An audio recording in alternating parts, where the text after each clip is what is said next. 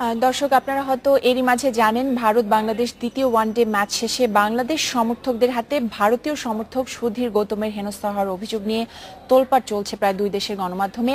কি হয়েছিল সেদিন সেটা জানতে বাংলাদেশ পুলিশ কথা বলেছে গৌতমের সাথে। এই মুহূর্তে সহকর্মী রেজওয়ানুল হক উপস্থিত আছেন সেখানে, তার কাছ থেকে আমরা বিস্তারিত জানবো। রেজওয়ান, ঘটনা সম্পর্কে গৌতম কি বলছেন আর পুলিশের বক্তব্য কি, আমাদের বিস্তারিত বলুন।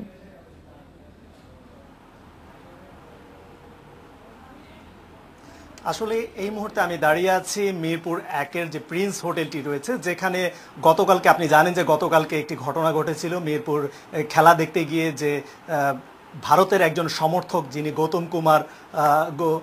সুধীর কুমার গৌতম যিনি নাজেহাল হয়েছেন এমন অভিযোগ উঠেছে। ঠিক আমি এখন তার রুমেই আছি, যিনি যে হোটেলটিতে অবস্থান করেছেন প্রিন্স হোটেল, সেখানে আমি অবস্থান করছি।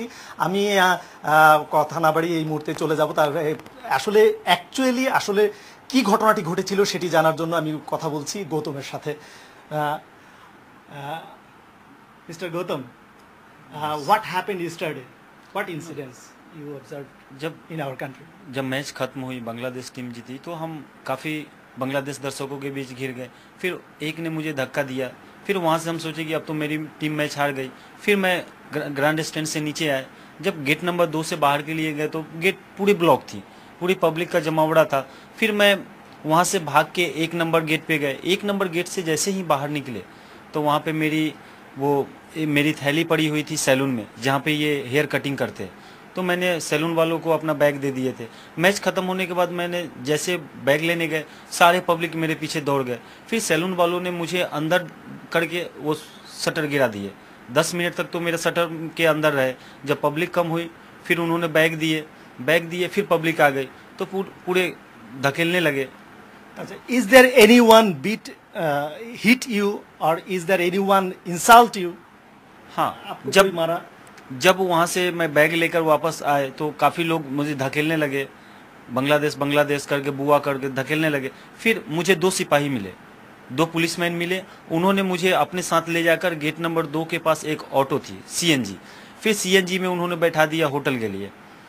तो मैंने अपने मित्र विनोद लंबा जी से बात की तो वो बोले कि ठीक है सुधीर तुम मेरे आपको कोई मारा? मारा नहीं, धकेलने के बाद जब पुलिस वालों ने साथ में ले गए, CNG में बैठा दिए। CNG में बैठाने के बाद उन्होंने CNG के ऊपर डंडे चलाए और पत्थर मारे। तब तक CNG भी उसका कुछ पर्दे फट गए, उनका भी नुकसान हुआ और उन्होंने मुझे होटल ड्रॉप किए। Is there any injured in your body or anyone hit you openly? No, जब मैं ऑटो में बैठ गया तो ऑटो की गेट आपके शरीर में कोई नहीं, जख्म? कोई खरोच, कोई जख्म नहीं, सिर्फ धकेले फिर उठ गए।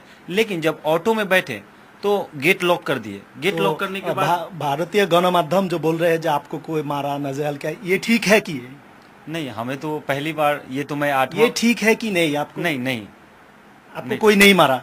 नहीं मारा, नहीं धकेल दिया। लेकिन नो वन इंसल्ट यू और no one hit your body? No, मेरा पैंट खींचा, मेरा इंडियन फ्लैग खींचा। आपका बॉडी में कोई हिट किया, को मारा? नहीं, हाथ तो उठाया, डंडे भी उठाया, लेकिन मारा नहीं। ঠিক আছে আপনি যা শুনেছেন যে তাকে শারীরিকভাবে কোনো রকম নাজেহাল করা হয়নি, তিনি একটু ভয় পেয়েছিলেন। তো এই ব্যাপারে আমরা আরো কথা বলছি মিরপুর থানার যিনি এডিসি আছেন মাসুদ আহমেদ, আমি তার সাথে এই মুহূর্তে আবার সরাসরি কথা বলছি। তো মাসুদ ভাই, কালকে আপনারা তো সেখানে ডিউটিতে ছিলেন, তো আসলে কি ঘটনাটি ঘটেছিল এবং গৌতম আপনাদের কাছে এসে জানিয়েছিলেন যে, এবং তিনি যেমনটি বলেছেন যে তাকে কেউ মারেননি, কিন্তু অভিযোগ উঠেছে যে তাকে শারীরিকভাবে লাঞ্ছিত করা হয়েছে, এই ধরনের একটি অভিযোগ উঠেছে। তো এই ব্যাপারে আপনার সত্যতা কতটুকু? সেও ইতিমধ্যে স্বীকার করেছে যে তাকে কেউ শারীরিকভাবে লাঞ্ছনা করেন, সে ভয় পেয়েছিল এবং দৌড়ে এসেছিল, এই ধরনের ঘটনাটি আসলে ঘটেছে। তো এই ব্যাপারে আপনি কি দেখেছেন এবং কতটুকু সত্যতা আছে?